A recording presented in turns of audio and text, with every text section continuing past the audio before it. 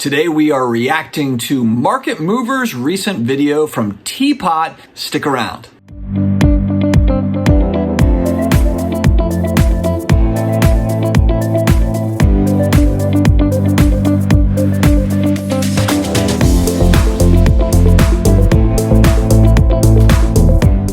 Hey guys, another day, another card video, another reaction video. These are fun. I'm enjoying these. I'm getting requests for different things, so we will keep on going with the reaction videos. But before I get started, big shout out to today's video sponsor, Drip Marketplace, the live streaming platform. It's a good time, guys. Go check it out. Sports cards, culture cards, comic books, all sorts of different style of collectibles. They just held the Collective Bowl. Very, very good stuff. So definitely check out Drip. I will put links in the video description as well as in the pinned comment below.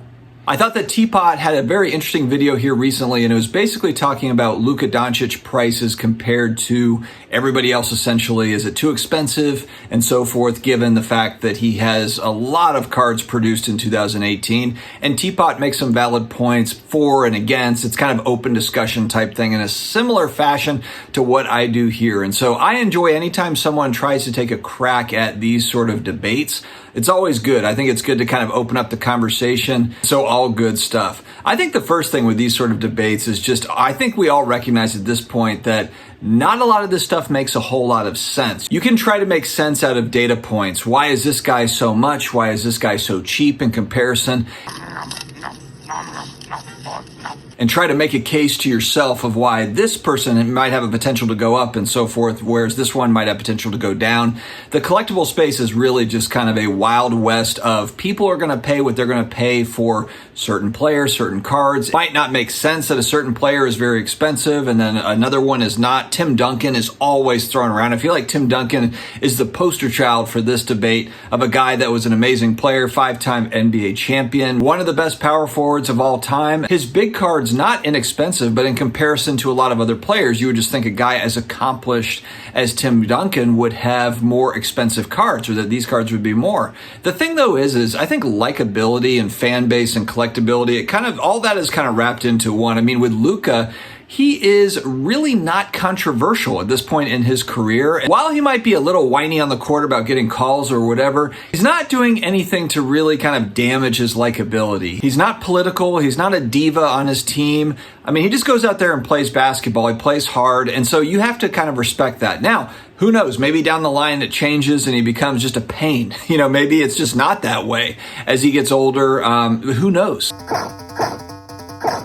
As he starts to age up in the league, maybe he does become a diva on his team. But look, if you look at the NBA as a whole, right now, to me, frankly, I'm really ready for a lot of retirements to happen. I'm ready to see LeBron James go. I'm okay with Kevin Durant going. And look, and these guys are amazing talents. Even Steph Curry, probably one of my favorite vets that's out there now. I mean, I just enjoy watching him play. He's the greatest shooter of all time. And so just seeing him do it, even his warm-up videos and all that stuff. And he's a good teammate. He just goes, plays basketball. He just wins titles. He's just coming off his latest title. He's enjoyable to watch. The Warriors are a fun team to watch. The 3-point Splash Brothers, it's all good stuff. But a lot of these guys, it's like, you know, it's time. It might be time to just hang it up. I found the secret of eternal life. I looked into God's eyes and you know what I saw? The juice weasel. Hey, folks, can you tell me what time it is? Time to juice! And it's not as if it's just these guys. I think it happens like with every generation. You start to get in their early, mid-30s, and it's just kind of, the wheels kind of fall off, and they just become a pain. And so then for me, I'm ready for the new players coming up to win titles and kind of make their mark. It's kind of like once guys get to a certain point, it happens in all leagues. I think it happens in the NFL too. Certain guys, it's like, all right, it's probably time for you to pack it in. Your ego is this big and your play starting to deteriorate, you know, and that's, I think, what we have right now with some of the NBA. The thing that kind of hurts the NBA too right now is like Luka puts up gaudy stats, but everyone's putting up crazy offensive stats. There's no defense in the NBA. They're not really allowed to play defense. You know, now everything is a foul. Everyone's going to the line 20 times a game. You know, it's a different type of game. Scores are like 150 to 144 every night. You know, so it's just a different type of game. So someone averaging 30 points, 27 points, 30 points, there's a lot of guys in the league that are doing that. It's just not as special as it used to be anymore. So it's interesting, but T-Pott's talking about Luka. I think there is a lot of risk around Luka. He is right, I think, there to where he just has a lot of rookie cards. There's a lot of money wrapped in with Luka's rookie year, all the different parallels. There's a lot of autograph cards and even autographs. I was looking at some of the Luka, second year, third year auto cards that have come out. And there's really cool cards. They're not cheap. It's all pretty expensive for him right now. So and T-Pott makes the point of there's a lot of bets out there that Luka is kind of that next guy. He is the next Jordan, Kobe, LeBron in there with maybe a Giannis. Those are the 1-2 guys. The one thing I do wonder on this front, I think it's kind of tough when we're talking about one or two players signify kind of that generation as far as card values go. Jordan, Kobe, LeBron are kind of the ones that stick out. Jordan's an anomaly. In 1986, they didn't have RPAs back then. And that's the thing that I wonder though, is if you had, if Jerry Rice, 86 tops, of course, if you've got high grade 9s or 10s of that card, it can be very expensive, obviously. But what if there was 100 cards that he had signed in there that were put into packs? Maybe he numbered it, 1 out of 100, 2 out of 100. What would those cost? A lot. They would cost a ton. It would be multiples of what his regular rookie card costs. And so it's when we're making comparisons between the modern, ultra modern stuff like 2000 to now and vintage or 80s, 80s is kind of the purgatory. It's not vintage, but it's not modern.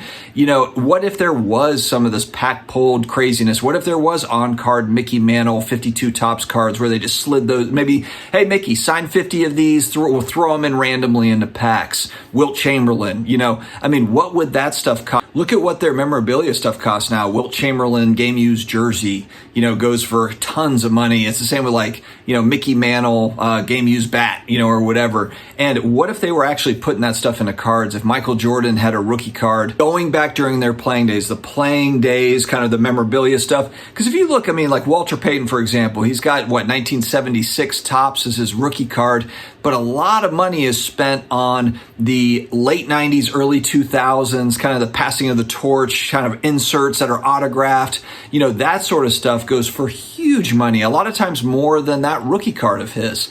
So it's just really tough because the card market has drastically changed with relics and autos really over the last 20 years, late 90s, mid 90s, kind of bringing that stuff out. And of course, you've got Michael Jordan stuff, that the Upper Deck card from 96, the patch auto, the All-Star patch with the autograph is a monster card. It's a 6-figure card. And all of these new players coming into the league now will have cards like that. Whereas if you go back pre-2000, there's none of that stuff. None of these guys had it. Look at Shaq. Shaq is a great example. Even though he's a big man, such a dominant and popular big man, he's got inserts and patch autos that go for way more than any rookie card that he had in 1992. But what if there was a Shaq RPA in 1992? It would be insanely expensive.